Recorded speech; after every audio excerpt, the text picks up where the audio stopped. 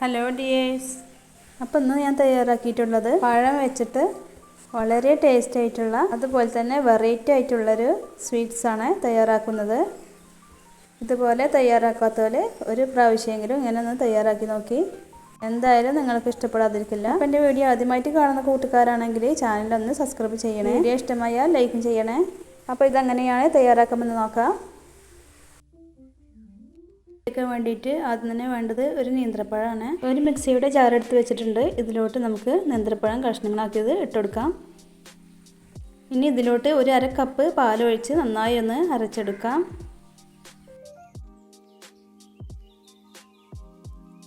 അപ്പോൾ ഞാനിവിടെ നന്നായി അരച്ചെടുത്തിട്ടുണ്ട്. ഇത് നമുക്കൊന്ന് മാറ്റി വെക്കാം. ഒരു പാൻ ചൂടാക്കാൻ വെച്ചിട്ടുണ്ട്. ഇതിലോട്ട് ഒരു ടേബിൾ സ്പൂൺ നെയ്യ് ഒഴിച്ചു കൊടുക്കാം. നെയ്യൊന്ന് ചൂടായി വരുമ്പോൾ നേരത്തെ അരച്ചെടുത്ത പഴത്തിൻ്റെ കൂട്ട് ഇതിലേക്ക് ചേർത്ത് കൊടുക്കാം. ഇനി ഇതിലോട്ട് ഒരു ടേബിൾ സ്പൂൺ പഞ്ചസാര ഇട്ട് കൊടുക്കാം. ഇനി ഈ പഴം കുക്കായി വരുന്നത് വരെ നന്നായി ഒന്ന് ഇളക്കിയെടുക്കാം.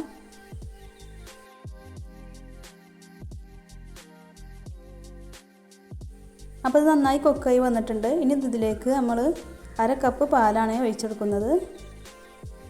എന്നിട്ട് ഒന്നുകൂടി ഒന്ന് മിക്സ് ചെയ്തെടുക്കാം. ഈ പാലൊക്കെ നന്നായി ഒന്ന് ചൂടായി ഒന്ന് വരണം.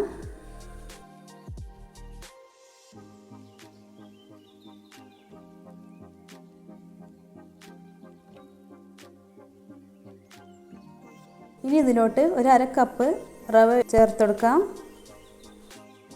റവ എടുക്കുമ്പോൾ വറുത്തതായാലും വറുക്കാത്തതായാലും ഒന്നും കുഴപ്പമില്ല കേട്ടോ. ഇനി റവ ഒന്ന് നന്നായി ഒന്ന് വേവിച്ചെടുക്കണം.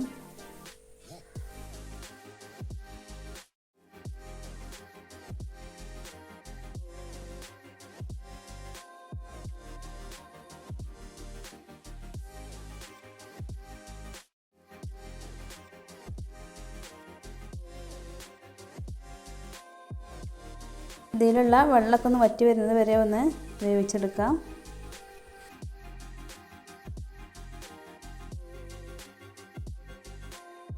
അപ്പോൾ റവയൊക്കെ നന്നായി വെന്ത് വന്നിട്ടുണ്ട്. അപ്പോൾ ഞാനിവിടെ ഒരു ബൗളിലേക്ക് മാറ്റിയിട്ടുണ്ട്. ഇത് നന്നായി ചൂടാറി വന്നിട്ടുണ്ട്. ഇനി നമ്മളിത് നന്നായി ഒന്ന് കുഴച്ചെടുക്കാം. അപ്പോൾ ഇതുപോലെ ചെറിയ ബോൾസാക്കി എടുക്കാം. അപ്പോൾ ഇതെല്ലാം ഇതുപോലെ ബോൾസാക്കി എടുത്തിട്ടുണ്ട്.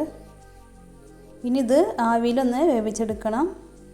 അപ്പോൾ എങ്ങനെ വേണമെങ്കിലും ആവിയിൽ വേവിച്ചെടുക്കാം. ഞാനിവിടെ ഇതുപോലെയാണ് കേട്ടോ വേവിച്ചെടുത്തിട്ടുള്ളത്. ഒരു 2 മിനിറ്റ് സമയം ഒന്ന് വേവിച്ചെടുത്താൽ മതി. അപ്പോൾ ഞാനിവിടെ വേവിച്ചെടുത്തിട്ടുണ്ട്. ഇനി ഞാനൊരു പാൻ അടുപ്പത്ത് വെച്ചിട്ടുണ്ട്. ഇതിലോട്ട് ഒരു ടേബിൾ സ്പൂൺ നെയ്യ് ഒഴിച്ച് കൊടുക്കാം. കുറച്ച് അണ്ടിപ്പരിപ്പ് ഇട്ടെടുക്കുന്നുണ്ട്. ഇതൊന്ന് വഴറ്റി കൊടുത്തതിന് ശേഷം നമുക്ക് കുറച്ച് മുന്തിരിയും കൂടെ ഇട്ട് കൊടുക്കാം.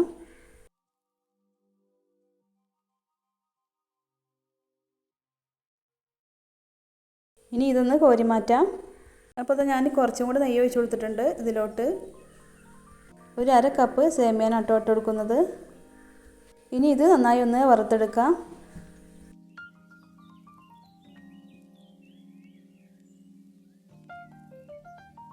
വറുത്തെടുത്തിട്ടുണ്ട്. ഇനി നമുക്ക് ഒന്ന് കോരി മാറ്റാം.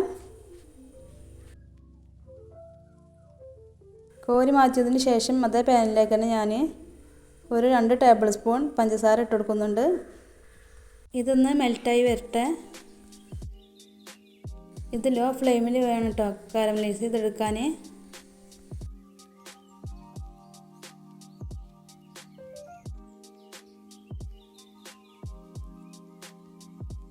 അപ്പോൾ അത് നല്ല ബ്രൗൺ കളറായിട്ടുണ്ട് കേട്ടോ. ഇനി നമ്മളിതിലേക്ക് ഒരു 2 കപ്പ് പാലാണ് ഒഴിച്ചെടുക്കുന്നത്. അപ്പോൾ പാൽ ഒഴിച്ചെടുക്കുന്ന സമയത്ത് ഇതുപോലെ കാരമലൈസ് ഷുഗർ ഇതുപോലെ ആയിട്ടുണ്ട് കേട്ടോ. ഇത് കുഴപ്പമൊന്നുമില്ല. പാല് നന്നായി ചൂടായി വരുമ്പോൾ ഇത് ശരിയായി കിട്ടും. ഇനി നമ്മൾ ഇതിലോട്ട് നേരത്തെ വറുത്തെടുത്ത സേമിയൻ ഇട്ട് കൊടുക്കാം. ഇനി സേമിയൻ നന്നായി ഒന്ന് കുക്കായി വരണം. ഈ സമയത്ത് കുറച്ചും കൂടെ ഷുഗർ അല്ലെങ്കിൽ കണ്ടൻസ്ഡ് മിൽക്കോ ചേർത്തെടുക്കാം. ഞാൻ 2 ടേബിൾ സ്പൂൺ പഞ്ചസാരയും കൂടെ ചേർത്തെടുത്തിട്ടുണ്ട്. സേമിയനൊക്കെ നന്നായി കുക്കായി വന്നിട്ടുണ്ട്. ഇതിലോട്ട് ഒരു അര ടീസ്പൂൺ ഏലക്കായ് പൊടിച്ച് ഇട്ട് കൊടുക്കാം. ഇനി ഒന്നും കൂടെ നന്നായി ഒന്ന് ഇളക്കിയെടുക്കാം. ഇനി നമ്മൾ നേരത്തെ ഉരുട്ടി വെച്ച ബോൾസ് ഓരോന്നായിട്ട് ഇതിലേക്ക് ഇട്ട് കൊടുക്കാം. എന്നിട്ട് കുറച്ച് സമയം കൂടെ ഒന്ന് ഇളക്കിയെടുക്കാം. ബോൾസിലേക്ക് മധുരമൊക്കെ ഒന്ന് പിടിക്കാൻ വേണ്ടിയിട്ടാണ്. ഇപ്പോൾ നല്ലോണം തിക്കായി വന്നിട്ടുണ്ട്. നേരത്തെ വറുത്തെടുത്ത അണ്ടിപ്പരിപ്പ് മുന്തിരിയും കൂടെ ചേർത്ത് കൊടുക്കാം. എന്നിട്ടിത് ഓഫ് ചെയ്യാം. ഇനി ഇത് തണുത്ത് വരുമ്പോൾ ഒന്നും കൂടി ഒന്ന് കുറുകി വരും. ഇനി ഇത് നമുക്കൊരു പാത്രത്തിലേക്ക് സെർവ് ചെയ്യാം. ഇനി ഇത് നമുക്ക് ചൂടോടെ തന്നെ വേണമെങ്കിൽ കഴിക്കാം, അല്ലെങ്കിൽ ഫ്രിഡ്ജിൽ കുറച്ച് സമയം വെച്ചതിന് ശേഷം വേണമെങ്കിലും അങ്ങനെയും കഴിക്കാം. എങ്ങനെ കഴിക്കുകയാണെങ്കിലും ഭയങ്കര ടേസ്റ്റ് തന്നെയാണ്. അപ്പോൾ നല്ല വെറൈറ്റി ആയിട്ടുള്ള സ്വീറ്റ്സ് റെഡി ആയിട്ടുണ്ട്. അപ്പോൾ മറ്റൊരു വീഡിയോയിൽ കാണാം. Okay, thank you.